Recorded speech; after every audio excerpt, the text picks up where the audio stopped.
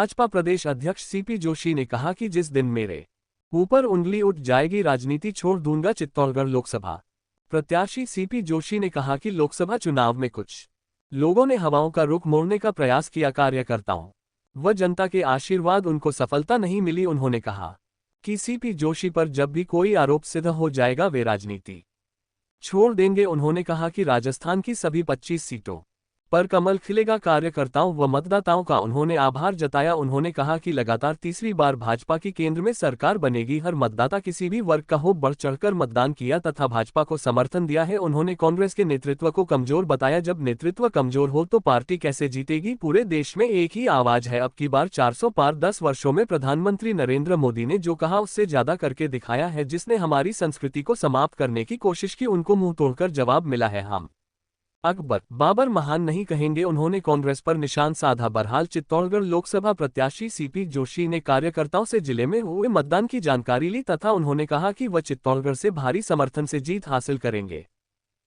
कुछ लोगों ने प्रयास किए,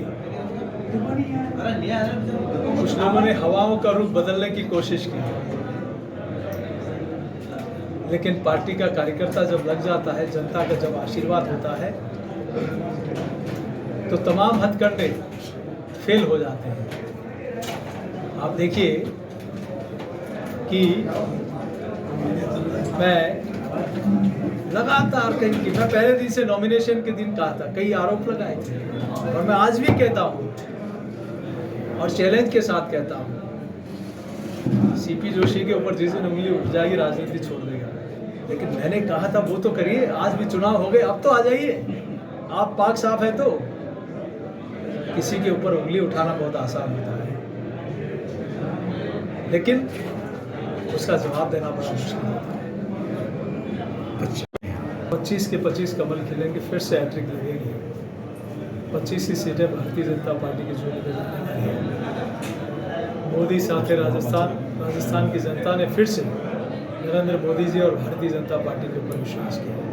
मैं पूरे राजस्थान की जनता जनार्दन का, सभी मतदाताओं का और कार्यकर्ताओं का जिस मेहनत के साथ उन्होंने काम किया है वो वास्तव में अतुलनीय है।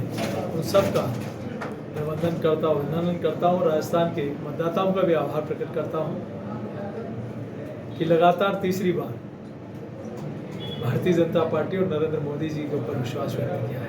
और ये जनभावना शुरू से लग रही थी, क्योंकि असेंबली इलेक्शन में भी मोदी जी की गारंटी पर लोगों ने विश्वास किया था।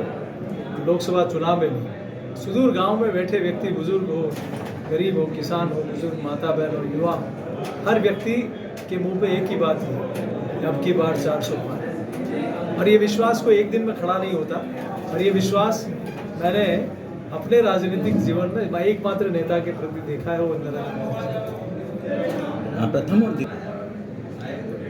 नहीं, मैं प्रथम चरण में कुछ मतदान कम हुआ है, लेकिन उसके पीछे कारण है कांग्रेस के प्रति उदासीनता,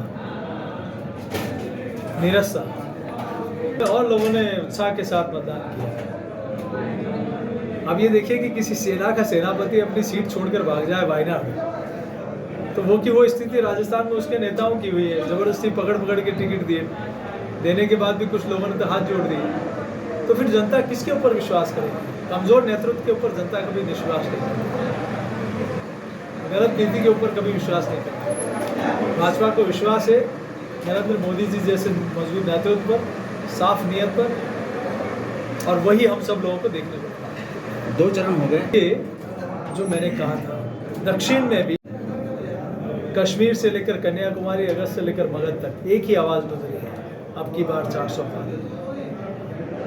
और साउथ में भी, दक्षिण में भी पहली बार प्रचंड बहुमत के साथ भाजपा जीती।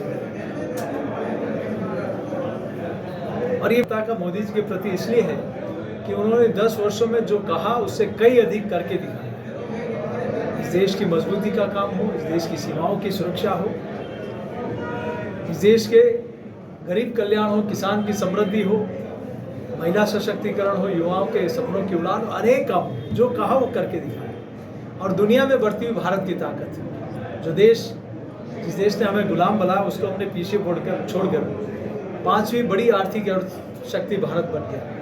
और 2027 तक मोदी जी के नेतृत्व में दुनिया की तीसरी बड़ी आर्थिक शक्ति भारत होगा।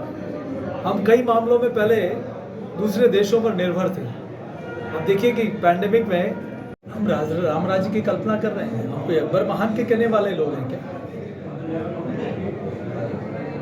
क्या हम बाबर महान कहेंगे हिंदुस्तान में, जिसने हमारे मंदिरों को, संस्कृति को, सभ्यताओं को, महिलाओं के साथ दुर्व्यवहार किया? और हम राम राज्य की कल्पना कर रहे हैं, और वही मोदी जी के शासन में हुआ है। तो जय श्री राम बोलने में क्या हर्ज हो सकता है?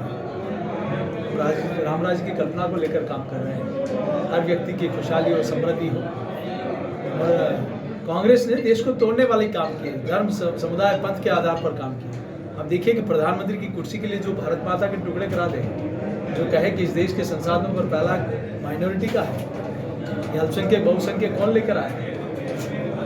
ये कौन थे जो कांग्रेस के नेता पाकिस्तान के हुक्मरानों के पांव पकड़ के आए कि हमें मोदी को हटाने के लिए सहयोग करिए? इसका मतलब आपको देश की जनता पर विश्वास नहीं है, तो देश की जनता को आपके ऊपर विश्वास कैसे होगा?